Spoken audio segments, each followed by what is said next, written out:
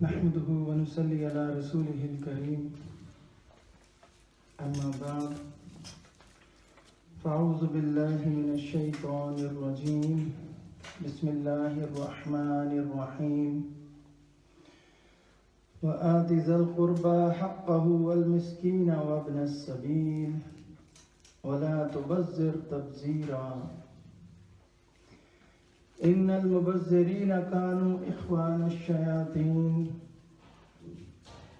وكان الشيطان لربه كفورا وإما تعرضن عنهم ابتغاء رحمة من ربك ترجوها فقل لهم قولا ميسورا ولا تجعل يدك مغلولة إلى عنقك ولا تبسطها كل البسط فتقعد ملوما محسورا إن ربك يبسط الرزق لمن يشاء ويقدر إنه كان بعباده خبيرا بصيرا صدق الله العظيم رب اشرح لي صدري ويسر لي أمري واحلل عقدة من لساني يفقهوا قولي اللهم ألهمني رشدي وأعذني من شرور نفسي اللهم رب زدني علما رب زدني علما رب زدني علما اللهم أرنا الحق حقا وارزقنا اتباعه وأرنا الباطل باطلا وارزقنا اجتنابه رب أعني على ذكرك وشكرك وحسن عبادتك آمین یا رب العالمین۔ حضرات ابھی آپ کے سامنے سورہ بنی اسرائیل کا تیسرا رکوع، اس کی چند آیات تلاوت کی۔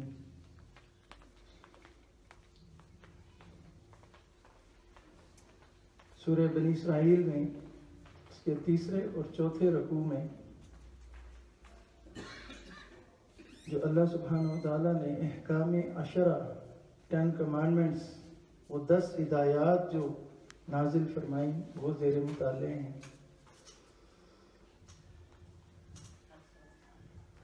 پچھلی نشست میں ان 10 احکامات میں سے جو پہلے 2 احکامات ہیں وہ ہم نے تفصیل سے الحمدللہ پڑھ لی ہے۔ اگلی ہدایات پڑھنے سے پہلے آپ سب حضرات سے، خواتین و حضرات سے درخواست کروں گا کہ خصوصی طور پر ان احکامات کو پڑھتے ہوئے، ان ہدایات کو سنتے ہوئے اپنے ذہنوں میں یہ بات خصوصی طور پر مد نظر رکھیے کہ یہ صرف ہدایات نہیں، یہ صرف احکامات نہیں، سمجھ لیجئے کہ یہ قوموں کے، خواہ وہ فرد ہو، انفرادی ہو یا اجتماعی ہو، یہ سمجھ لیجئے کہ یہ قوموں کی تقدیروں کے فیصلے ہو رہے ہیں۔ قومیں جن اصول و ضوابط کو اپنا کر عروج کی منزلوں پر پہنچتے ہیں، وہ اصول کیا ہیں؟ اور یہ بھی مد نظر ضرور رکھیے گا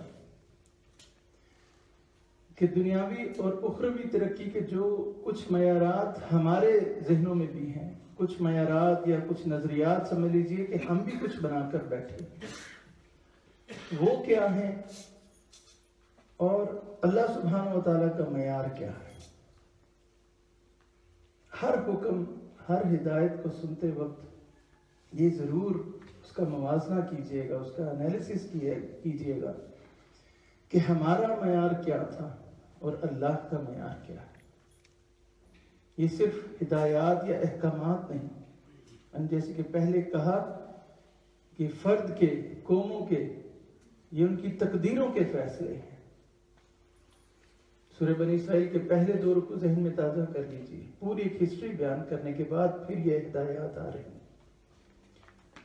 اور اگر ہمارے معیارات، ہمارے نظریات اگر اللہ کے اس قائم کردہ معیار سے میچ کرتے ہیں بالکل وہی ہیں تو فبیہا، اگر نہیں تو اس کو درست کر لیجیے۔ پہلا حکم جو دیا گیا اللہ کی وحدانیت کا، توحید، یہ بنیاد ہے، اس کے بغیر کوئی عمل قبول نہیں، یہ بنیاد ہے۔ اس کے بعد سارے حقوق، اس کے بعد اللہ کی وحدانیت کا اقرار کرنے کے بعد اپنے گھر سے شروع کرنا ہے۔ معاشرے کی اکائی ایک گھر ہے، آپ کے اندر سے جو خیر پھوٹے گی اس کے سب سے پہلے اس سے مستفید ہونے والے آپ کے گھر والے ہیں۔ ماں باپ کے ساتھ احسان کا معاملہ کریں۔ یہ دو احکامات ہم نے پچھلی نشست میں تفصیل سے پڑھ لیے تھے۔ تیسرا حکم اللہ سبحانہ و تعالیٰ نے فرمایا، تیسری ہدایت سمجھ لیجئے ایک فرد کو اور ایک قوم کو۔ یہ بھی جان لیجئے کہ یہ ہدایات، یہ 10 کمانڈمنٹس پچھلی امت مسلمہ یعنی بنی اسرائیل کو دیے گئے تھے۔ یہ وہی 10 احکام عشرہ ہیں جو موسیٰ علیہ السلام کو دیے گئے تھے، اور یہی 10 کمانڈمنٹس، یہی 10 ہدایات حالیہ امت مسلمہ، امت محمدیہ صلی اللہ علیہ وآلہ وسلم، ان کو بھی دیے جا رہے ہیں۔ اور اس پر اللہ کی گارنٹی ہے کہ ان کو اپناؤ گے دنیا تمہارے قدموں کے نیچے ہوگی، اور تاریخ گواہ بھی ہے اس کی، ایسا ہوا۔ تو تیسری ہدایت، وَآتِ ذَا الْقُرْبَى حَقَّهُ وَالْمِسْكِينَ وَابْنَ السَّبِيلِ،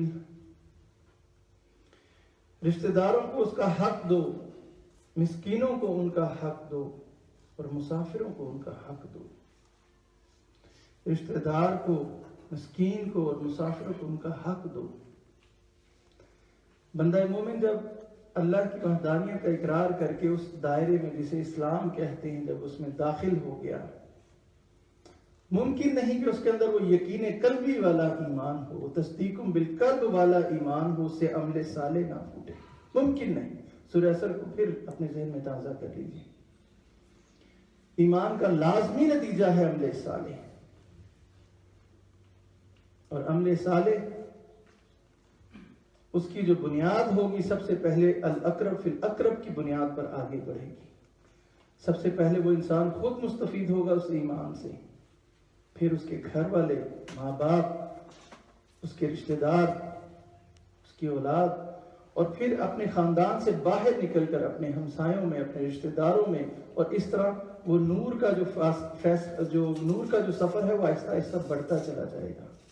اس شخص سے جو اللہ کو جان لیجیے، جو اللہ کو ریپریزنٹ کر رہا ہے، اس کا دائرہ کار پھر آہستہ آہستہ بڑھے گا، الاقرب فی الاقرب کی بنیاد پر۔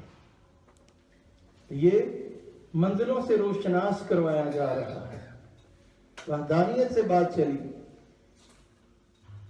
ماں باپ کے ساتھ احسان کرنے پر آ کر بات چلی، اس کے بعد رشتہ داروں کو، مسکینوں کو اور مسافروں کو ان کا حق دو۔ اور یہ صرف ایک لا الہ الا اللہ، جان لیجئے کہ صرف ایک قول و قرار نہیں ہے، یہ ایک محبت کا دعویٰ ہے اللہ کے ساتھ۔ توحید جس کا میں بار بار ذکر کر رہا ہوں، صرف اس کی ذات میں توحید نہیں، صرف اس کی صفات میں توحید نہیں، اس کی محبت میں بھی توحید۔ اللہ تیری محبت میں بھی کوئی دوئی نہیں، تیرے علاوہ کسی چیز سے محبت نہیں، تیرے علاوہ محبت سے مطلب تجھ سے زیادہ کسی سے محبت نہیں، اس دل پر اگر راز ہوگا تو صرف تیرا ہوگا۔ تو حضرات، یہ محبت کا جو قانون ہے اللہ کا، یہ بڑا پیارا قانون ہے، بڑا خوبصورت قانون ہے۔ جان لیجئے کہ محبت، لکھ لیجئے بلکہ، کہ محبت حاصل کرنے کا نام نہیں ہے، محبت حاصل کرنے کا نام نہیں ہے، بلکہ اپنے حاصل کو لٹا دینے کا نام ہے۔ محبت جیت جانے کا نام نہیں ہے، محبت ہار جانے کا نام ہے۔ تو جب ایک بندہ مومن اللہ سے محبت کا دعویٰ کرتا ہے تو وہ اپنا حق لینے کے لیے نہیں اس دنیا میں آتا، اس معاشرے میں آتا۔ جان لیجیے یہ دنیا حق لینے کی دنیا نہیں ہے، حق دینے کی دنیا ہے۔ یہ دنیا حقوق کی دنیا نہیں ہے، یہ فرائض کی دنیا ہے، حقوق لینے کی دنیا آگے آ رہی ہے، جنت، وہاں پہ جو چاہے لے لیجئے۔ محبت کا کوئی دعوے دار ہو اور لینا چاہے نہیں، وہ پھر اس کا دعویٰ سچا ہے۔ محبت حاصل کو لٹا دینے کا نام ہے۔ اور اس سے بھی خوبصورت بات یہ ہے جو کہ بہت کم ہماری توجہ اس طرف جاتی ہے کہ اللہ تعالیٰ بندہ مومن کے لیے ایک محبوب تو ہے، لیکن یہ بھی جان لیجیے کہ اللہ تعالیٰ محب بھی ہے۔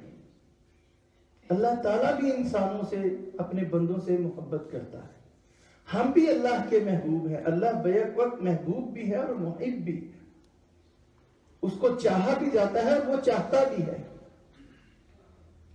تو جو شخص، جو اس کا بندہ اپنے آپ کو لٹانے پر تیار ہو جاتا ہے، اس کے لیے یہ بھی ایک بڑی خوبصورت ایک رخ ہے، ایک تصویر کا دوسرا رخ ہے کہ جو بندہ اپنے آپ کو لٹانے پر تیار ہو جاتا ہے، اللہ اس کو لٹنے نہیں دیتا۔ وہ محب بھی ہے، وہ اپنے محبوب کو کیسے برباد ہونے دے۔ تو یہ جو اللہ کا قانون ہے، یہ بڑا پیارا قانون ہے، دینے کا قانون، اپنا آپ لٹانے کا قانون۔ یتیموں، مسکینوں، رشتہ داروں کو ان کا حق دو، اپنا آپ دو، ان کو اپنا وقت دو، اپنی اس سرمایہ میں سے نکال کر وہ سرمایہ ان کو دو، اپنے ان اوقات میں سے نکال کر وہ وقت ان کو دو، اور سب سے بڑی بات اپنی ان عزتوں میں سے وہ عزت نکال کر ان کو دو۔ یہ اس محبت کے تقاضے ہیں۔ اور یہ قانون ایسا ہے کہ جو حضرات بھی اس قانون سے واقف ہو گئے ایک دفعہ، وہ جانتے ہیں، یہ بات جان لیجئے کہ جب آپ بانٹنے لگ جائیں گے آپ کو ملنا شروع ہو جائے گا۔ بانٹنے لگ جائیں گے تو آپ کو ملنا شروع ہو جائے گا۔ جان لیجئے یہ خدائی وصف ہے جو اللہ تعالیٰ اپنے بندوں کے اندر کسی حد تک دیکھنا چاہتا ہے۔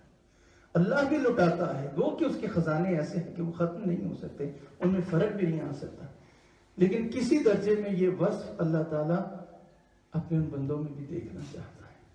بانٹنے لگ جائیے آپ کو ملنا شروع ہو جائے گا۔ آپ دیکھیے ایک کنویں میں سے سال ہر سال تک اس میں سے پانی نکالا جاتا ہے۔ ایک کنواں سال ہر سال تک کتنا پانی لوگوں کو مہیا کرتا ہے۔ پانی نکالتے جائیں اس کا لیول پھر اتنا ہی رہ جاتا ہے، کبھی نیچے نہیں گیا۔ لیکن ایک بڑی راز کی بات آپ کو عرض کروں، اسی کنویں میں سے کچھ عرصے کے لیے پانی نکالنا بند کر دیجیے، وہ کنواں سوکھ جائے گا۔ یہ بڑے راز کی بات ہے۔ جب تک آپ دیتے رہیں گے آپ کو ملتا رہے گا۔ اس کنویں میں سے پانی نکالنا بند کر دیجیے، وہ سوکھ جائے گا۔ دینے ہی میں ملنا ہے۔ یہاں پہ فرمایا رشتہ داروں میں مساکین کو ان کا حق دو۔ یہ نہیں کہا کہ جو تمہیں ملا ہے اس میں سے کچھ خیرات دو، جو کچھ بھی تم دو گے یہ ان کا حق ہے۔ اور حضور صلی اللہ علیہ وسلم کی حدیث کے مطابق صرف زکوٰۃ ہی ان کا حق نہیں، اس کے علاوہ بھی ان کا حق ہے۔ تم اپنی اس حیثیت کو، اپنی اس منصب کو پہچانو، تم اللہ کو پریزنٹ کر رہے ہو۔ اور یہ بھی جان لیجئے کہ اس دینے میں جو مزہ ہے، جن کو یہ مزہ، یہ نشہ جن کو لگ جاتا ہے وہ پھر چھوٹتا نہیں۔ وہ اس راز سے آگاہ ہو جاتے ہیں کہ وہ لوگوں کی نظر میں تو وہ دے رہے ہوتے ہیں، لیکن اس انسان کی نظر میں اللہ سے وہ بہت کچھ پا رہے ہوتے ہیں۔ میں آپ کو اپنے تجربے کی بات بتاؤں، یقین جانیے جب بھی آپ کے سمجھے جیب تھوڑی سی ٹائٹ ہو، معاشی حالات تھوڑے سے ٹائٹ ہوں، یقین کیجئے صدقہ خیرات کرنا شروع کر دیجئے، آپ کے حالات بالکل بدل جائیں گے، ملنا شروع ہو جائے گا، آپ کو احساس تک نہیں ہوگا کہ آپ کہاں سے رہی۔ یہ وہ راز ہے کہ تم پریزنٹ کر رہے ہو، تمہارا وجود سراپا قربانی ہونا چاہیے۔ یہ ایک معاشرے کی بنیادی بات ہے کہ وہ فرد دوسروں کو دینے والا بنے، نہ کہ لینے والا بنے۔ حدیث قدسی ہے، متفق علیہ حدیث ہے کہ اللہ تعالیٰ فرماتے ہیں اپنے بندوں سے، یا ابن آدم انفق یا ابن آدم انفق ينفق علیک، اے آدم کے بیٹے انفاق کر اللہ کی راہ میں دے، تو اگر دے گا تو تجھے بھی دیا جائے گا. انفق یا ابن آدم ينفق الیک، لوگوں کو دو تمہیں بھی دیا جائے گا. یا ایھا الذین آمنوا لا تلہکم اموالکم ولا اولادکم عن ذکر اللہ، اے لوگوں جو ایمان کے دعوے دار ہو، تمہیں تمہارے مال، تمہاری اولادیں اللہ کی یاد سے غافل نہ کرنے پائیں.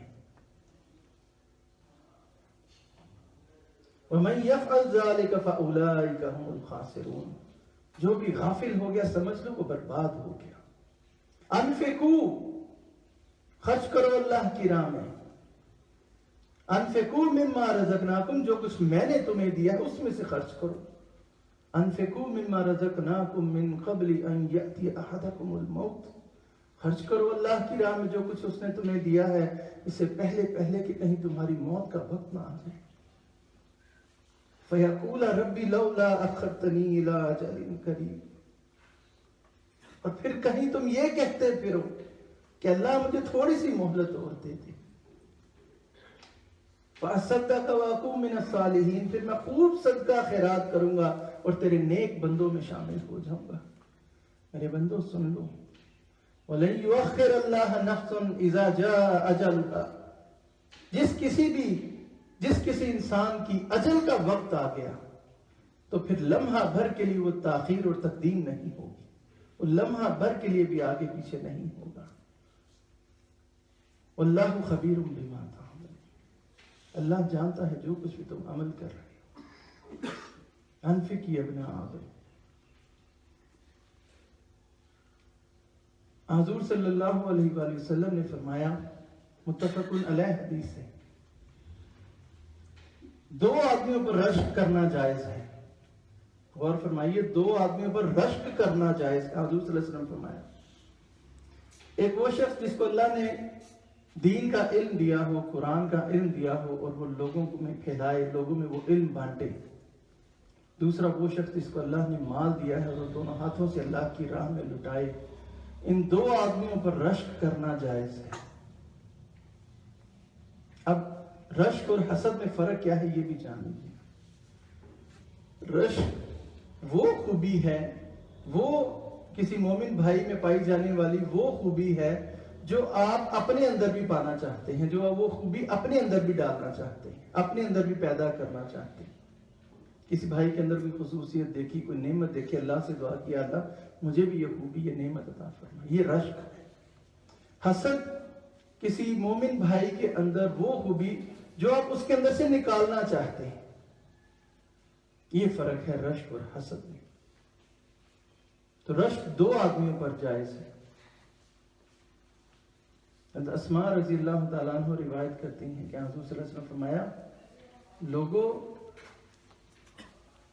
چھپا چھپا کر مت رکھو، اللہ کی راہ میں خرچ کرو اور گن گن کر سینت کر خرچ نہ کرو. جیسا تم کرو گے اللہ بھی تمہارے ساتھ ویسا کرے گا. حضور صلی اللہ علیہ وسلم فرمایا، من لا یرحم ولا یرحم، جو رحم کرتا نہیں اس پر رحم ہوتا بھی نہیں. جب یہ آیت نازل ہوئی، لن تنالوا البر حتى تنفقوا مما تحبون، تم اس وقت تک نیکی نہیں پا سکتے، نیکی تک پہنچ نہیں سکتے جب تک اللہ کی راہ میں وہ خرچ نہ کرو جو تمہیں محبوب ہو. یہ کیا بات، اس پہ بھی جو میں اس سے پہلے بات کر رہا تھا اس سے لنک کر رہی ہے. آپ اپنی پسندیدہ چیز کو، اپنی محبوب ترین شے کو اللہ کی راہ میں وقف کر کے، اللہ کی راہ میں دے کے یہ ثابت کر رہے ہیں اللہ تجھ سے زیادہ کوئی محبت نہیں. یہ ساری محبتیں تیری محبتوں کے بعد ہیں. یہ آپ عملی طور پر اپنے اس دعوے کی تصدیق کر رہے ہیں. جب یہ آیت نازل ہوئی تو حضرت ابو طلحہ انصاری رضی اللہ تعالیٰ عنہ وہ حضور صلی اللہ علیہ وسلم کی خدمت میں حاضر ہوئے. وہ بڑے مالدار صحابی تھے اور ان کا ایک باغ تھا مدینہ میں برحا کے نام سے. اس میں روایات میں آتا ہے 600 سے زیادہ کھجوروں کے درخت تھے اور حضور صلی اللہ علیہ وسلم اکثر و بیشتر اس باغ کی چھاؤں میں بیٹھا کرتے تھے، وہاں پر ٹھنڈا میٹھا پانی پیا کرتے تھے. حاضر ہو گئے اللہ کے رسول صلی اللہ علیہ وآلہ وسلم کے پاس. اللہ کے نبی صلی اللہ علیہ وآلہ وسلم، اللہ تعالیٰ فرماتے ہیں کہ تم نیکی نہیں پا سکتے جب تک اپنی محبوب چیز کو اللہ کی راہ میں وقف نہ کرو، اس کو اللہ کی راہ میں قربان نہ کرو۔ ہاں ایسا ہی ہے ابو طلحہ۔ تو اللہ کے نبی صلی اللہ علیہ وآلہ وسلم گواہ رہیے، میں نے اپنا وہ برہا کا جو باغ تھا وہ میں نے اللہ کی راہ میں وقف کر دیا۔ ہاں حضور صلی اللہ علیہ وسلم پکار اٹھے، ابو طلحہ وہ باغ، اس میں تو یہ بھی ہے، اس میں تو یہ بھی ہے۔ ابو طلحہ یہ بڑا نفع بخش سودا ہوا، ابو طلحہ یہ بہت اچھا سودا کیا تم نے۔ جب وہ جانے لگے تو حضور صلی اللہ علیہ وسلم نے واپس بلایا۔ اب دیکھیے محبتوں کے کیسے سودے ہو رہے ہیں۔ ابو طلحہ اپنی محبت میں لٹانے کے لیے آ گئے، اور حضور صلی اللہ علیہ وسلم کوئی اور ہوتا تو ہاں اس باغ کو فلانی جگہ پر ہم استعمال کرتے ہیں۔ اب دیکھیے کیسی محبت۔ حضور صلی اللہ علیہ وسلم نے فرمایا کہ ابو طلحہ ان کو اپنے ہی رشتہ داروں میں، اپنے ہی لوگوں میں تقسیم کرو، ان کو بلا کر اس کی آمدنی ان کے اوپر وقف کرو، ان کے اوپر صرف کرو۔ انہوں نے پھر وہ اپنے چچا زاد رشتہ داروں میں اور اپنے اور دوسرے خاندان کے لوگوں میں اس کو تقسیم کر دیا۔ جب یہ سودا کر کے آئے واپس، باغ کے باہر سے ظاہر گھر بھی ان کا اندر ہی تھا، دور ہی سے اپنی زوجہ کو پکارا، اور اللہ کی بندی باہر آ جا، اپنے آپ کو اور اپنے بچوں کو لے کر باہر آ جا، اب یہ جگہ ہماری نہیں۔ انہوں نے اندر ہی سے پوچھا کیوں، کیا ہوا؟ کہتے میں نے یہ باغ بیچ دیا ہے، اس کا سودا کر دیا۔ اندر سے ہی انہوں نے پکارا کہ کس کو بیچ دیا، کس سے سودا کر دیا؟ انہوں نے کہا کہ اللہ کے ساتھ۔ وہ بھی کیا، ان کی زوجہ تھی۔ ابو طلحہ تو نے بہت نفع بخش سودا کیا، بہت اچھا سودا کیا۔ رشتہ داروں کو ان کا حق دو، مسکین کو ان کا حق دو، مسافروں کو ان کا حق دو۔ یہاں پر مسکین کیا میں معنی آپ کے سامنے رکھ دوں۔ یہاں پر عام طور پر ایک کانسیپٹ مشہور ہے کہ مسکین اسے کہتے ہیں جس کی ماں نہیں۔ مسکین وہ شخص ہوتا ہے جس کی آمدنی اس کے مصرفات سے کم ہو، جو کماتا تو ہے مگر اس کی کمائی اتنی نہیں کہ اپنا گزر اوقات اچھے طریقے سے کر سکے۔ اس کی آمدنی اس کے ان خرچوں سے بہت کم ہوتی ہے، اور اس کی وجہ سے چونکہ وہ کما رہا ہوتا ہے، لوگوں کو پتہ ہے کہ برسر روزگار ہے، اس لیے نہ وہ مانگتا ہے اور نہ ہی لوگوں کا ایک دھیان اس کی طرف جاتا ہے کہ یہ مانگنے والا ہے۔ اس لیے اکثر و بیشتر یہ طبقہ محروم رہ جاتا ہے۔ مسکینوں کو ڈھونڈ ڈھونڈ کر ان کا حق دو۔ ابھی دیکھیے دین اسلام کی کیسی برکات ہے۔ تم ان مسکینوں پر کوئی بوجھ، تم ان مسکینوں کے لیے کچھ نہیں کر رہے، تم ان مسکینوں کا شکر ادا کرو کہ وہ تمہیں مواقع فراہم کر رہے ہیں کہ تمہاری آخرت بنے۔ اس لیے مسکینوں کو ڈھونڈ ڈھونڈ کر ان کا حق دو۔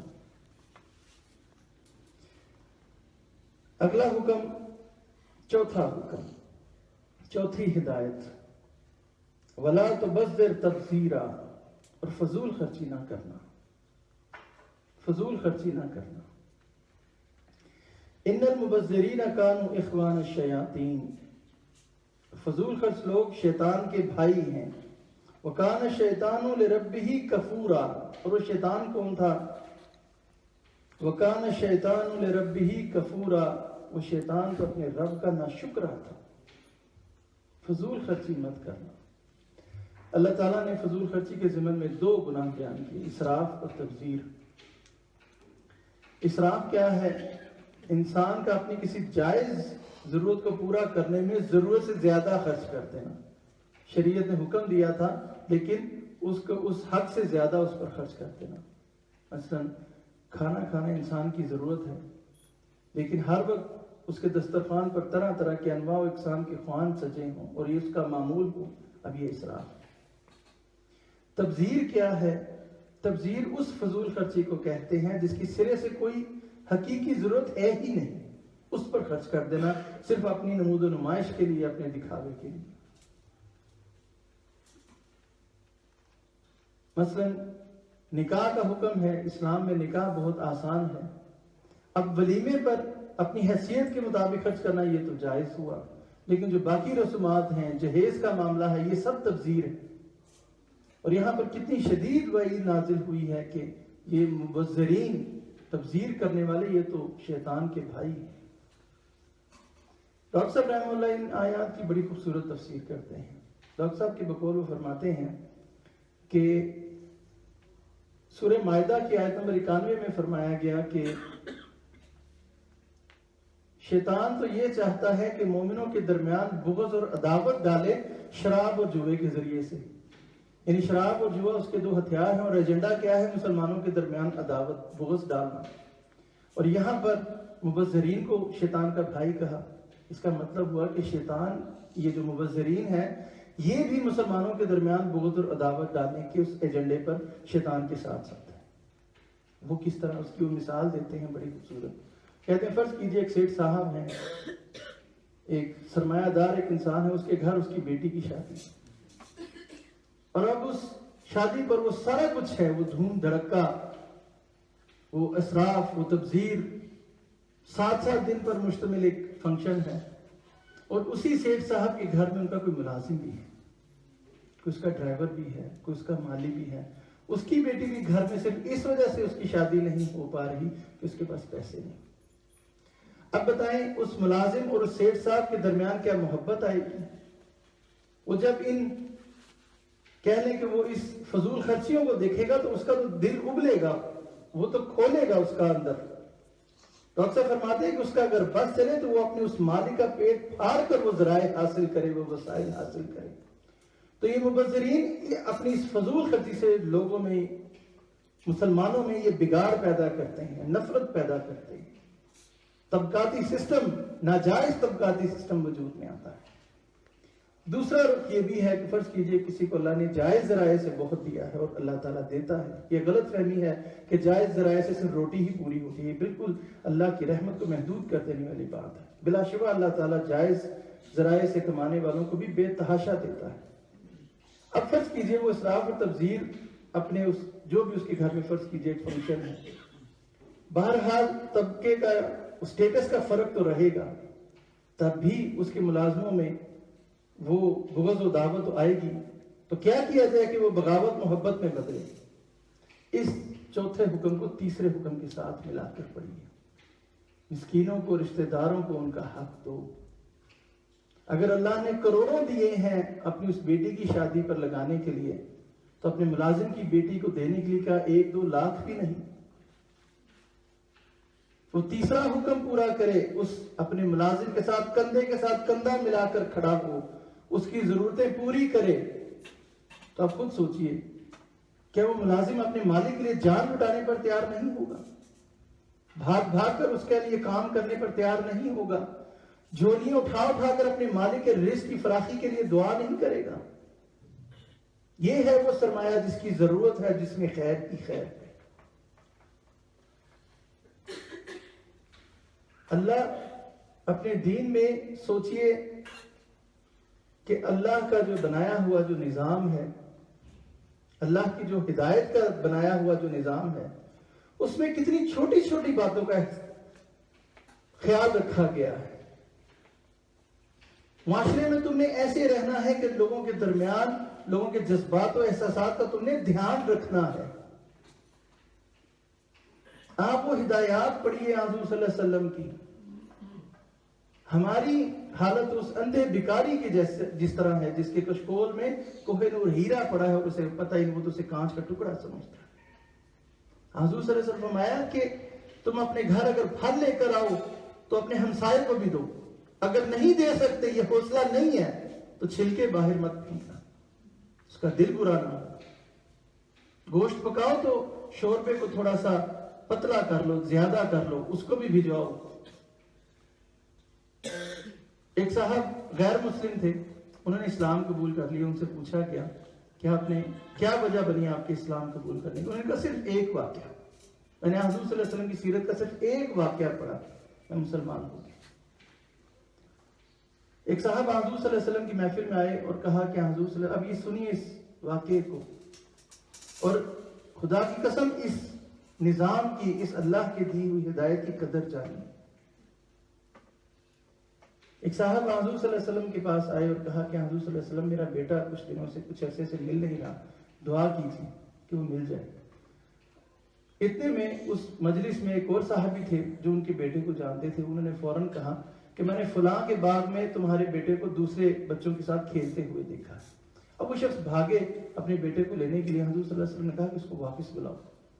ان کو واپس لایا گیا اور ان کو کہا دیکھو جب تم وہاں جاؤ اپنے بیٹے سے ملو, اس کو اس کے نام سے مت پکارنا. انہوں نے کہا یا رسول اللہ میرا بیٹا ہے, اسے اپنے اس کے نام سے میرا بیٹا کہہ کر نہ پکارنا. معاف کیجیے گا, اس بیٹے کو جب وہ بیٹا ملے تو اس کو اپنا بیٹا کہہ کر مت پکارنا, اس کو پیار نہ کرنا وہاں پر. یا رسول اللہ میرا بیٹا ہے اسے پیار نہ کروں, اس کی کیا وجہ؟ کہ دیکھو, اب غور کیجیے گا, دیکھو وہ دوسرے بچوں کے ساتھ کھیل رہا ہے. ہو سکتا ہے ان بچوں میں کوئی یتیم بچہ بھی ہے.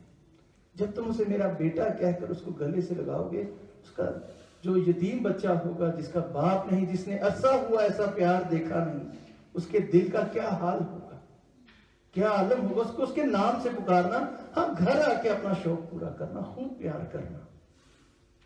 دیکھو اس کو میرا بیٹا کہہ کر نہ پکارنا. کہتے میں نے یہ صرف واقعہ پڑھا, میں نے اسلام قبول کر لیا. لوگوں کے جذبات اور احساسات کا دھیان رکھنے کو کہا گیا ہے.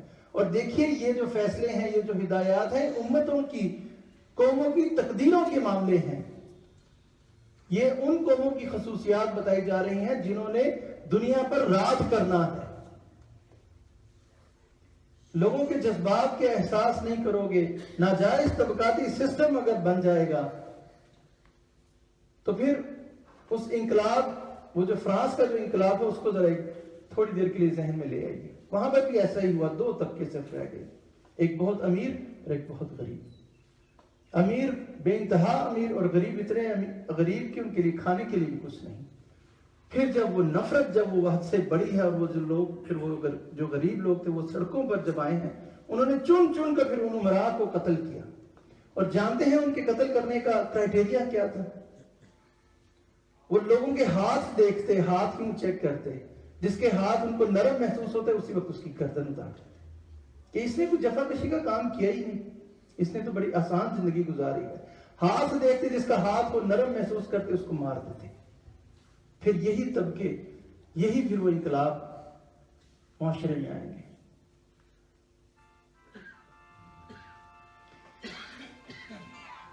آگے فرمایا گیا وَإِمَّا تُعْرِضَنَّ عَنْهُمُ ابْتِغَاءَ رَحْمَةٍ مِّن رَبِّكَ تَرْجُوهَا. اور اگر تمہیں ان کو انکار کرنا ہی پڑ جائے, اعراض برتنا ہی پڑ جائے, کیونکہ ہو سکتا ہے کہ تم خود اپنی رب کی رحمت کے امیدوار ہو, فَقُلْ لَهُمْ قَوْلًا مَيْسُورًا, تو انہیں نرم جواب دو, یعنی بھلے طریقے سے جواب دو. یعنی ہو سکتا ہے کہ تم خود, تمہاری جیب اجازت نہیں دے رہی, اگر تم اس کی مدد نہیں کر سکتے تو تم اس کو بھلے طریقے سے جواب دو. وَلَا تَجْعَلْ يَدَكَ مَغْلُولَةً إِلَىٰ عُنُقِكَ, نہ تو اپنا ہاتھ گردن سے باندھے رکھو, استعارہ ہے, یعنی کنجوسی نہ کرو, بخل نہ کرو. وَلَا تَبْسُطْهَا كُلَّ الْبَسْطِ فَتَقْعُدَ مَلُومًا مَحْسُورًا, اور نہ ہی اسے بالکل کھلا چھوڑ دو کہ بیٹھے رہ جاؤ ملامت زدہ اور عاجز بن کر, بالکل عاجز بن کر رہ جاؤ. إِنَّ رَبَّكَ يَبْسُطُ الرِّزْقَ لِمَن يَشَاءُ وَيَقْدِرُ, اللہ جس کے لیے چاہتا ہے رزق کشادہ کر دیتا ہے, اور جس کے لیے چاہتا ہے تنگ کر دیتا ہے. إِنَّهُ كَانَ بِعِبَادِهِ خَبِيرًا بَصِيرًا, وہ اپنے بندوں کے حال سے باخبر ہے اور انہیں دیکھ رہا ہے.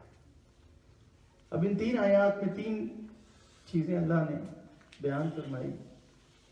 پہلی بات کہ جس کو اگر تم نہیں دے سکتے تو اس کو محبت سے, پیار سے, اچھے طریقے سے اس کو رخصت کرو, نرم بات کہو. پھر دوبارہ عرض کروں گا, یہ معاشرے کی باتیں ہو رہی ہیں, معاشرے کی ترقی کی باتیں ہو رہی ہیں,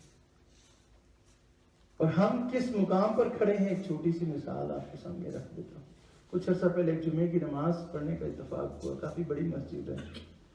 نماز کے بعد ایک صاحب اچھے خاصے ریزنیبل انسان لگ رہے تھے, اٹھے, انہوں نے سوال کیا سب کے سامنے. ایک صاحب اٹھے, غالباً کوئی انتظامیہ میں سے تھے, انہوں نے آ کے سب کے سامنے ایک زناٹے دار تھپڑ اس کے منہ پر رسید کیا. مسجد کے عین اندر اس تھپڑ کی گونج پوری مسجد میں سنائی تھی.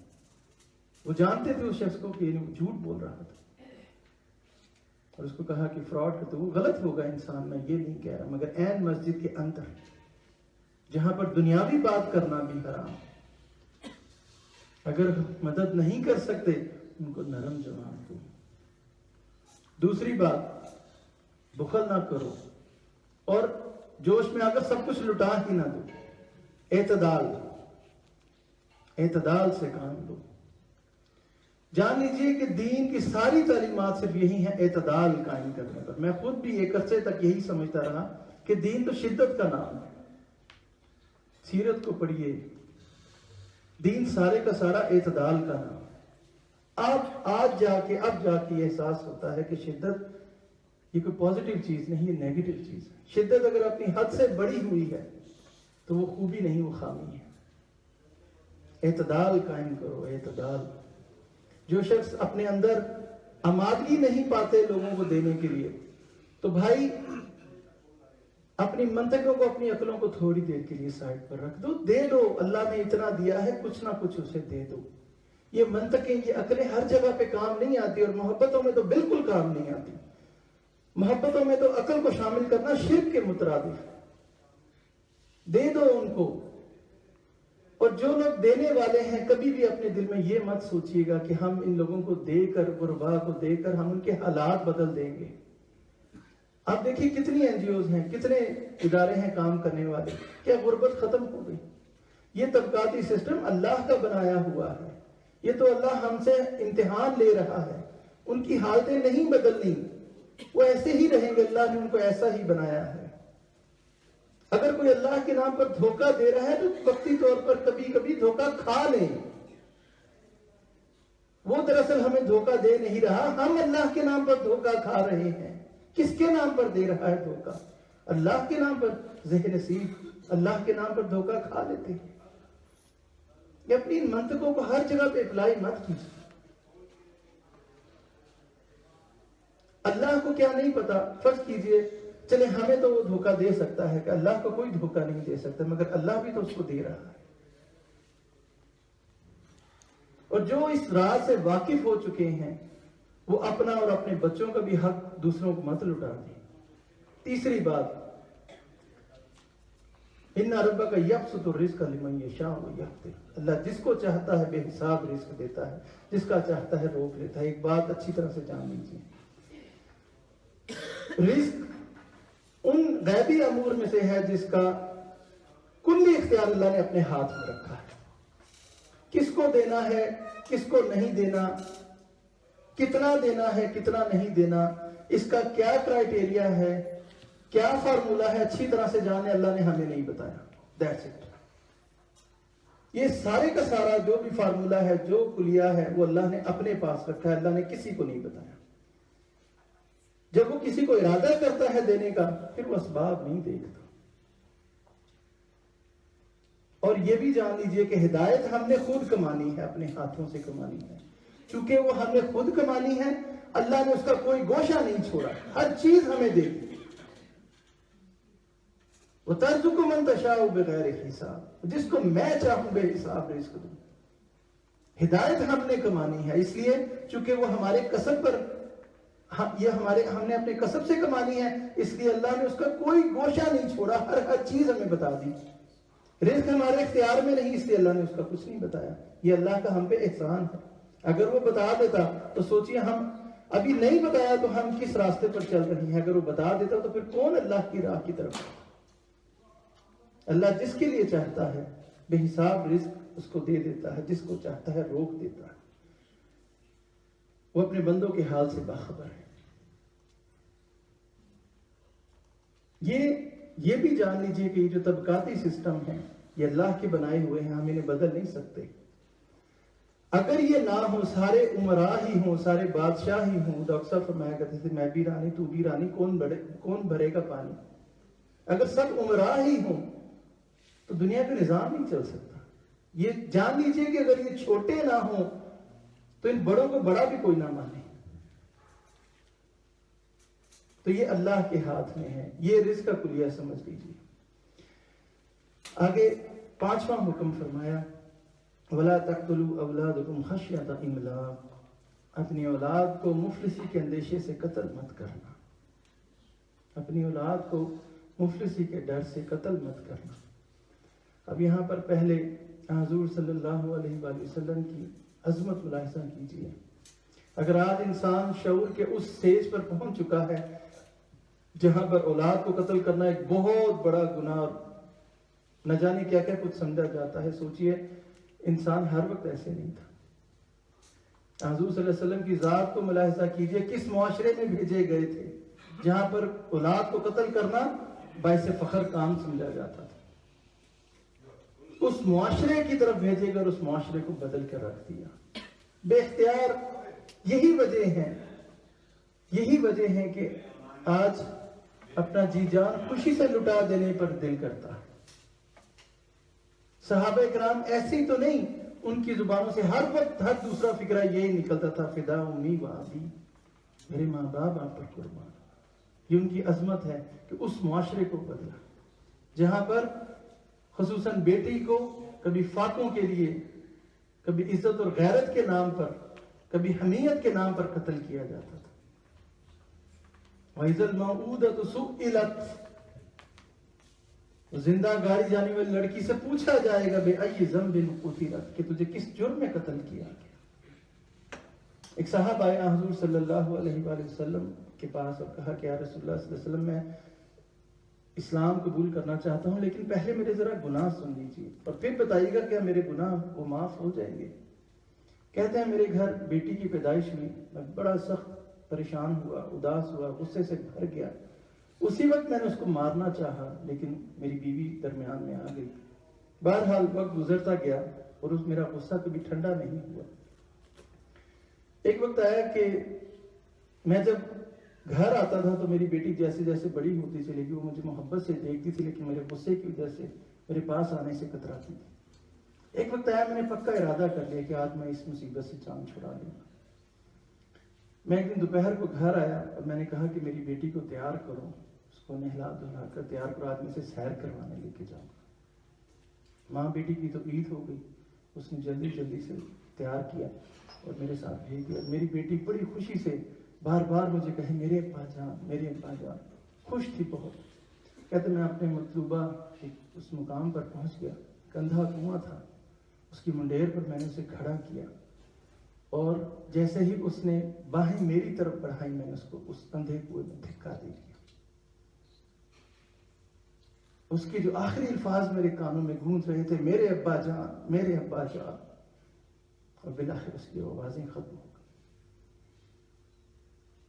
حضور صلی اللہ علیہ وسلم نے جب یہ واقعہ سنا تو اس قدر روئے، آپ جس جگہ پر بیٹھے تھے وہ زمین آپ کے آنسوں سے تر ہو گئی۔ آپ اپنی داڑھی مبارک کو پکڑے ہوئے تھے اور رو رہے تھے۔ صحابہ کرام نے کہا کہ اس شخص کو ملامت کی کہ تو نے حضور صلی اللہ علیہ وسلم کو غم زدہ کر دیا۔ حضور صلی اللہ علیہ وسلم فرمایا کہ دوبارہ پھر یہ اپنی بات پھر دوبارہ کہو، دوبارہ واقعہ سنا۔ اس نے دوبارہ سنایا، حضور صلی اللہ علیہ وسلم پھر ویسے ہی روئے۔ سن کر کہا کہ اسلام اپنے سے پہلے ہر گناہ کو مٹا دیتا ہے، جاؤ تمہارے گناہ معاف، اسلام قبول کر لو۔ یہ وہ معاشرہ تھا جس میں حضور صلی اللہ علیہ وسلم بھیجے گئے۔ اسلام کے احسانات، اس دین کے احسانات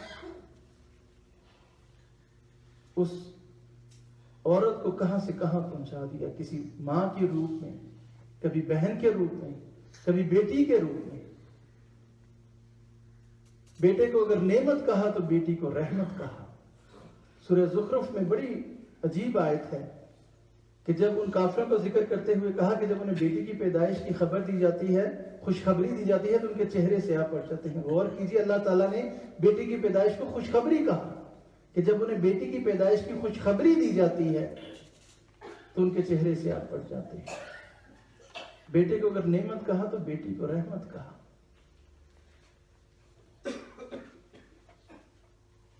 جناب والا جان لیجئے، نعمت مانگنے سے ملتی ہے، رحمت بن مانگے ملتی ہے۔ جب وہ دینے والا خوش ہوتا ہے تو بن مانگے عطا کرتا۔ نعمت کی ذمہ داری مانگنے والے پر ہوتی ہے، رحمت کی ذمہ داری عطا کرنے والے پر ہوتی ہے۔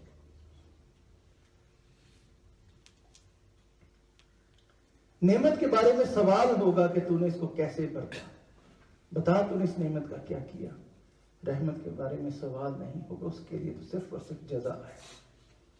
حضور سے نسل فرمایا جس نے 2 یا 2 سے زیادہ بیٹیوں کی تربیت کی اور ان کے نکاح کیا، جنت وہ میرے ساتھ اس طرح۔ تو اپنی اولاد کو مفلسی کے ڈر سے قتل مت کرو۔ نحن نرزقهم وإياكم، ہم انہیں بھی رزق دیں گے اور تمہیں بھی۔ مفلسی کے ڈر سے ان کو قتل مت کرنا، اپنی اس نسل کو محدود کر لینا بھی صرف اس نیت کے ساتھ کہ ہم ان کو کھلائیں گے کہاں سے، پلائیں گے کہاں سے، بہت بڑا جرم ہے۔ سوچئے یہ بات بڑی دور تک جاتی ہے، جن کے 1 یا 2 بچے ہیں کیا وہ یہ گمان کرتے ہیں کہ ان کو رزق ہم دے رہے ہیں؟ نعوذ باللہ، یہ اللہ کی رزاقیت پر شک کرنے کی مترادف ہے۔ ہاں اور عوامل ہو سکتے ہیں، لیکن کس ڈر سے اپنی خاندان کو، اپنی نسل کو محدود کرنا بہت بڑا جرم ہے۔ ہم انہیں بھی رزق دیں گے اور تمہیں بھی دے رہے ہیں۔ محترم بھٹو صاحب بڑی خوبصورت ایک مثال دیتے ہیں کہ جیسے جیسے آبادی بڑی، وہ رب ہے، اس کی ذمہ داری ہے کھلانا اور پلانا۔ وہ کہتے ہیں کہ جیسے جیسے آبادی بڑھ رہی ہے وسائل میں بھی اضافہ ہوتا چلا جا رہا ہے۔ کہتے ہیں آج سے 40-50 سال پہلے زمین کو 6 مہینے تک تیار کیا جاتا تھا، پھر اس میں کوئی فصل گندم بوئی جاتی تھی، اور اس کے باوجود جس کی کوئی مجھے ایگزیکٹ فگرز یاد نہیں کہ جس کی 20-25 من گندم ہو جاتی تھی، فرض کیجئے، تو اس کی واہ واہ ہو جاتی تھی۔ کہتے ہیں آج جیسے جیسے آبادی بڑھ رہی ہے، ایک دن بھی زمین کو فارغ نہیں رہنے دیا جاتا، اور آج عام نارمل زمین میں، جس زمین میں 20-25 من گندم ہوتی تھی، آج اس میں 40 سے 50 من گندم آسانی کے ساتھ ہو رہی۔ اللہ تعالیٰ وسائل کا خود بخود بندوبست کر رہے ہیں، ہم ان کو بھی رزق دیں گے اور تمہیں بھی۔ لیکن اس کا مطلب یہ بھی نہیں کہ اپنا اور اپنی بیوی کا زندگی کا مقصد، زندگی کا مشن ہی یہ بنا لیا جائے کہ صرف بچے ہی پیدا کر لیں۔ یہ بھی مقصد نہیں، یہ دوسری انتہا ہے۔ میں نے جیسے کہ پہلے کہا کہ امت کی تقدیریں ان ماؤں کے حوالے کی گئی ہیں، اس ماں نے تربیت کیا کرنی ہے جس کو بچے پیدا کرنے سے فرصت نہیں مل رہی۔ اعتدال۔ ان قتلہم کان خطئا کبیرا، در حقیقت ان کا قتل ایک بڑی خطا ہے۔ چھٹا حکم، چھٹی ہدایت، ولا تقربوا الزنا انہ کان فاحشۃ وساء سبیلا۔ دیکھو زنا کے قریب بھی نہ پھٹکو، زنا کے قریب بھی مت جاؤ، یہ تو بڑی فحاشی، بڑی بے حیائی کی بات ہے، بڑا ہی برا راستہ ہے۔ غور کیجئے گا، یہاں پہ یہ نہیں فرمایا کہ یہ بہت برا فعل ہے، بہت برا کام ہے۔ یہاں پہ فرمایا یہ بہت برا راستہ ہے، اس راستے کے بھی قریب مت جانا۔ عمل کرنا، ارتکاب کرنا تو بہت دور کی بات ہے۔ ہم اکثر سنتے ہیں کہ اسلام ایک پورا نظام حیات ہے، اس کا مطلب کیا ہے؟ جناب والا، اللہ نے اپنے ذمہ کام لیا ہے، ذرا اس کو سن لیجیے۔ ہم جیسے پہلے کہا کہ ہدایت ہم نے اپنے کسب سے کمانی ہے، تو اللہ نے اس کی ذمہ داری اپنے اوپر لی۔ اللہ سبحانہ وتعالیٰ کہتے ہیں وَإِنَّ عَلَيْنَا لَلْهُدَىٰ، ہدایت دینا میری ذمہ داری ہے، اور وہ اپنی ذمہ داری کیسی نبھا رہا ہے؟ وہ صرف ایسا ہی نہیں ہے کہ وہ ہمارے اس نفس کے اندر وہ لوگ، وہ خواہش پیدا کر کے، وہ شہوت پیدا کر کے ہمیں چھوڑ دیتا، خود ہی راستہ تلاش کرو، نہیں، راستہ بھی بتاتا ہے۔ صرف اتنا ہی نہیں کہ راستہ بتاتا ہے، راستے پر چلنا کیسے ہے۔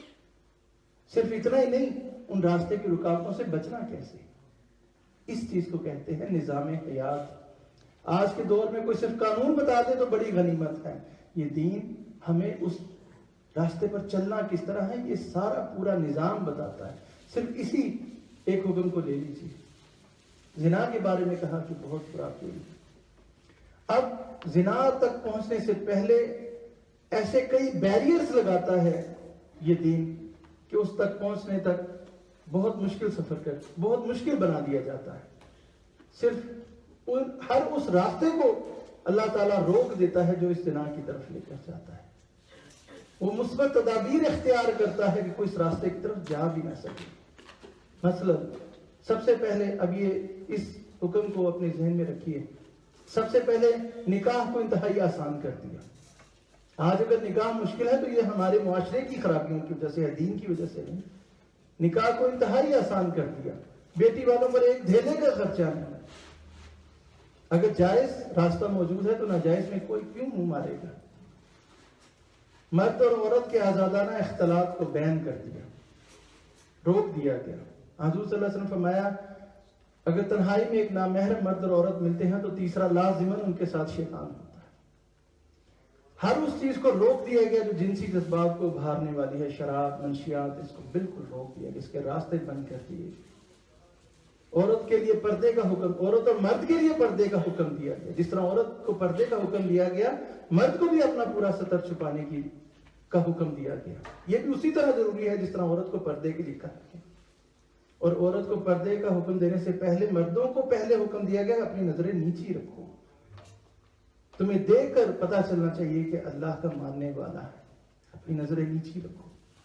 یہ ساری احتیاط کرنے کے بعد پھر حکم دیتا ہے کہ زنا کے قریب بھی مت۔ پھر بھی اگر کوئی نہیں مانتا تو سمجھ لیجئے کہ وہ ناسور ہے معاشرے کا۔ جس طرح ناسور کو اس جسم سے کاٹ کر پھینک دیا جاتا ہے، تو ابھی بھی اگر کوئی ایسا کام کرتا ہے تو پھر اس کے لیے سنسار رجم کر دینے کا حکم ہے، تاکہ دوسروں کو عبرت حاصل ہو۔ اور حضور صلی اللہ علیہ وسلم جس معاشرے میں بھیجے گئے، وہاں پر یہ جرم، یہ گناہ کس قدر عام تھا، قربان جائے۔ انہوں نے اس مزاج کو، اس جبلت کو ہی بدل کر رکھ دیا۔ صحابہ کرام میں اس گناہ کی جو حساسیت تھی وہ کس قدر تھی، اس ایک واقعے سے اب اندازہ لگا لیجیے۔ بخاری مسلم کی روایت ہے، حضرت ماعز رضی اللہ تعالی عنہ ایک دن حضور صلی اللہ علیہ وسلم کے پاس آئے، کہا کہ اللہ کے رسول صلی اللہ علیہ وآلہ وسلم مجھے پاک کر دیجیے، اس بدکار سے زنا ہوا۔ حضور صلی اللہ علیہ وسلم نے دوسری طرف منہ پھیر لیا، پھر دوسری طرف آ گئے۔ حضور صلی اللہ علیہ وسلم کو اگنور کر رہے تھے، تو دوسری طرف آ گئے۔ انہوں نے پھر یہی بات کہا کہ اس کو مجھے پاک کر دیجیے۔ انہوں نے پھر دوسری طرف منہ پھیر لیا، پھر آ گئے۔ حضور صلی اللہ علیہ وسلم نے فرمایا کہ تو کیا کہہ رہا ہے، لگتا ہے کہ تیری کوئی ذہنی حالت ٹھیک نہیں، جا چلا جا یہاں سے۔ حضور صلی اللہ علیہ وسلم کا حکم تھا، چلے گئے۔ تھوڑی دیر بعد پھر آ گئے، اللہ کے رسول مجھے پاک کر دیجیے۔ حضور صلی اللہ علیہ وسلم نے فرمایا تو جانتا بھی ہے تو کیا کہہ رہا ہے، پاک کرنے کا مطلب کیا؟ وہ اپنے جس گناہ کا کنفیس کر رہے ہیں، اس کا مطلب کیا؟ اس کی سزا تو رجم ہے۔ تو جانتا بھی ہے تو کیا کہہ رہا ہے؟ کہ جی ہاں، مجھ سے غلط کام ہو گیا۔ حضور صلی اللہ علیہ وسلم کے قبیلے والوں میں سے کسی کو بلا کر کہا کہ بتاؤ یہ شخص پاگل تو نہیں؟ انہوں نے کہا نہیں، ہم نے تو ایسی کوئی بات ان کے اندر نہیں دیکھی۔ پھر کہا کہ دیکھو اس نے کہ شراب تو نہیں پی رکھی؟ لوگوں نے منہ سونگا، نہیں یا رسول اللہ ایسے کوئی آثار نہیں۔ تو جانتا بھی ہے کیا کہہ رہا ہے؟ جی ہاں یا رسول اللہ، یہاں کی تکلیف میں جھیل سکتا ہوں، ادھر کی تکلیف نہیں جھیل سکتا۔ جو انسان اپنی جائز بیوی کے ساتھ جو کچھ کرتا ہے، میں نے وہ حرام طریقے سے کیا، مجھے پاک کر دیجیے۔ حضور صلی اللہ علیہ وسلم ٹھیک ہے، تیری مرضی۔ پھر ان کو رجم کر دیا گیا، سنسار کر دیا گیا۔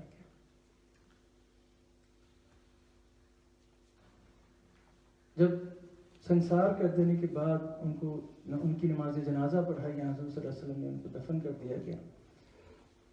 تو وہاں پر دو صاحبوں نے ان کے بارے میں کہا کہ دیکھو اللہ نے اس کا پردہ رکھنا چاہا، مگر اس نے اپنی ذلت کی موت کو پسند کیا۔ حضور صلی اللہ علیہ وسلم نے سن لی یہ بات۔ جب واپس آ رہے تو ایک جگہ پہ دیکھا کہ ایک جگہ پر مردہ گدھا پڑا ہوا تھا، گدھا ایک مرا پڑا تھا ادھر۔ حضور صلی اللہ علیہ وسلم دونوں صاحبوں کو بلایا اور کہا اس مردہ گدھے کا گوشت کھاؤ۔ بڑا حیران، کھاؤ اس مردہ گدھے کا گوشت۔ یا رسول اللہ اس کا گوشت کون کھا سکتا ہے؟ تم نے جو اپنے بھائی کی غیبت کی ہے، جو اس کے بارے میں جو کہا ہے، اسے کہیں بہتر تھا کہ تم اس مردہ گدھے کا گوشت کھاتے۔ سن لو، اس شخص نے جیسی توبہ کی ہے، اگر اس کی توبہ اگر پورے مدینہ میں بانٹ دی جائے، سارے مدینہ کے لیے کافی ہو جائے۔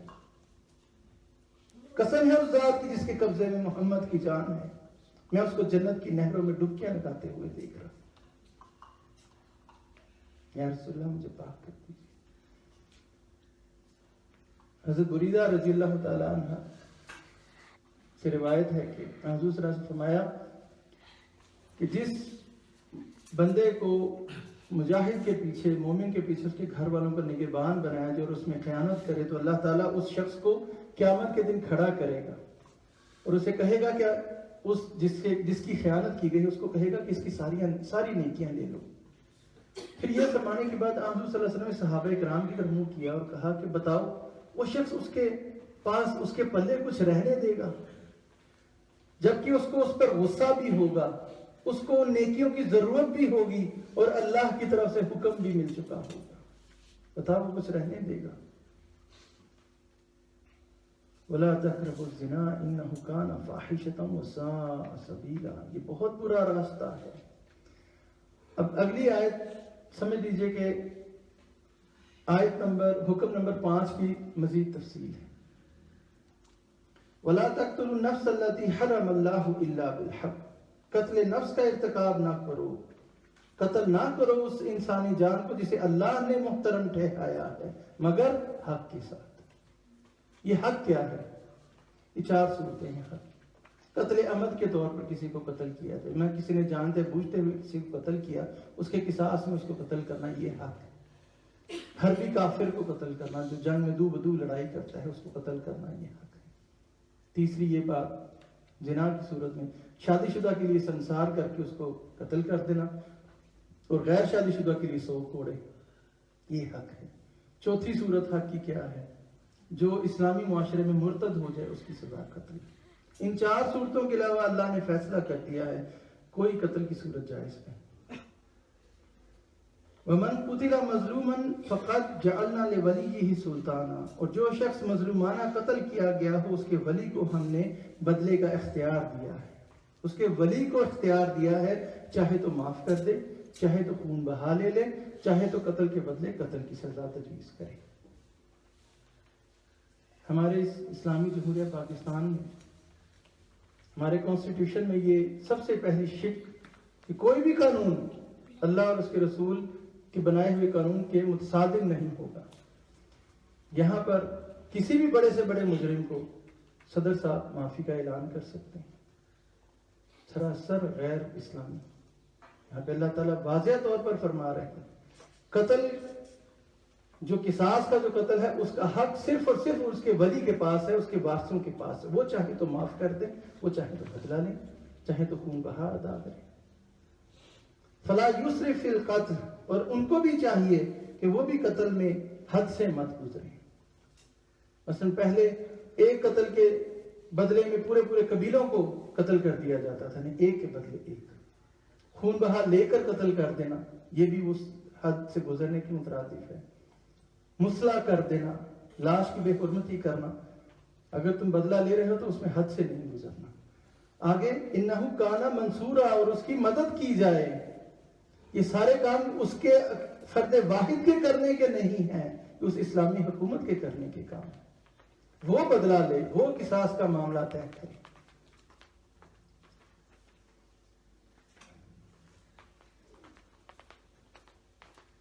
उसकी मदद की जाए, ये इस्लामी हुकूमत का फर्ज है कि उसकी मदद की जाए। कत्ल कितना बड़ा जुर्म है। हुज़ूर सल्लल्लाहु अलैहि वसल्लम ने फरमाया, एक दफा काबे को देखकर सहाबा इकराम से फरमाया कि ये काबा हमें बहुत अजीज है, बहुत मोहतरम है। खुदा की कसम, एक मोमिन की जान इस काबे से भी ज्यादा मोहतरम है। ये किस कदर बड़ा गुनाह है। और आज अपने इस मुआशरे को, अपने उम्मत मुस्लिमा को देख लीजिए। आज सबसे ज्यादा मजलूम उम्मत मुस्लिमा, सबसे ज्यादा जालिम उम्मत मुस्लिमा। हुज़ूर सल्लल्लाहु अलैहि वसल्लम फरमाया कि क़यामत के करीब निशानियों में से एक निशानी ये है, मकतूल को पता नहीं होगा मैं क्यों कत्ल किया जा रहा हूं, कातिल को पता नहीं होगा कि मैं क्यों कत्ल कर रहा हूं। और ये किस दर्जे का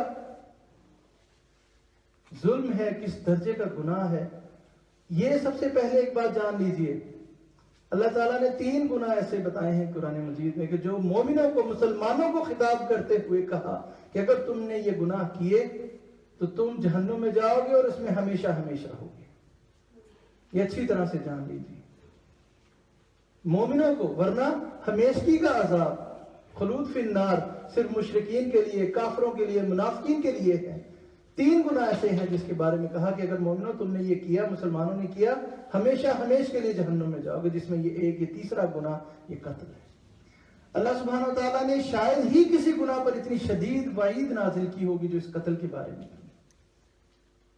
سورہ نساء میں فرمایا گیا وَمَن يَقْتُلْ مُؤْمِنًا مُتَعَمِّدًا، جو شخص کسی مومن کو جان بوجھ کر قتل کرے. اس آیت کے پیچھے سے اگر چلے تو مومنوں سے ڈائریکٹ خطاب ہے. جو شخص کسی مومن کو جان بوجھ کر قتل کرے فَجَزَاؤُهُ جَهَنَّمَ خَالِدًا فِيهَا، تو اس کی سزا پھر جہنم ہے جس میں وہ ہمیشہ ہمیشہ رہے گا. خواہ وہ مومن ہو خواہ لا الہ الا اللہ کا کہنے والا ہو، وہ اس کی سزا پھر جہنم ہے جس میں وہ ہمیشہ ہمیشہ رہے گا.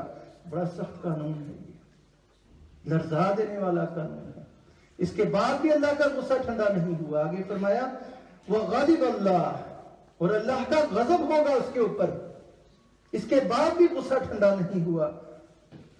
وَلَانَهُ، اور اللہ کی لعنت ہوگی اس پر. اور یقین جانیے اس کے بعد بھی غصہ ٹھنڈا نہیں ہوا. جیسے اس کے لیے مزید آگے کچھ اور بھی سوچ رکھا ہے. بتایا وَأَعَدَّ لَهُ عَذَابًا عَظِيمًا، اور اللہ نے اس کے بعد بھی فرمایا کہ اللہ نے اس کے لیے بہت بڑا عذاب تیار کر رکھا. اتنی شدید وعید شاید ہی کسی جرم کے بارے میں آئی. وَمَن يَقْتُلْ مُؤْمِنًا مُتَعَمِّدًا، جس نے کسی جان بوجھ کر کسی مومن کو قتل کیا فَجَزَاؤُهُ جَهَنَّمَ خَالِدًا فِيهَا، اس کے لیے ہمیشہ ہمیش کی سزا ہے، جہنم ہے جس میں وہ ہمیشہ ہمیش رہے گا.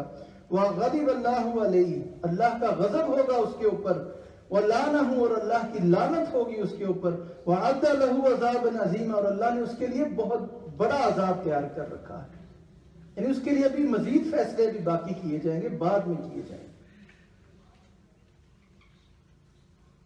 میں نے جیسے کہ پہلے کہا کہ آج مظلوم بھی مسلمان ہے اور ظالم بھی سب سے زیادہ مسلمان. یہ تھے وہ 4 احکامات جو اللہ تعالیٰ ایک مومن کے اندر دیکھنا چاہتا ہے. وہ صفات جو مومن کے اندر دیکھنا چاہتا ہے، جو اللہ تعالیٰ اپنے ماننے والوں کے اندر دیکھنا چاہتا ہے. اللہ تعالیٰ ہم سب کو ان پر عمل کرنے کی توفیق عطا فرمائے. اللہ تعالیٰ ہم سب کو آسانیاں عطا فرمائے. اللہ تعالیٰ ہم سب کو اس پر عمل کرنا آسان بنا دے، اپنے دین کی فہم، دین کی سمجھ آسان بنا دے. اور سب سے بڑی بات، اللہ کی محبت ہم پر آشکار ہے. آپ سب حضرات کا بہت بہت شکریہ. وآخر دعوانا الحمدللہ رب العالمین. بارک اللہ لی ولکم فی القرآن العظیم ونفعنی وإیاکم بالآیات والذکر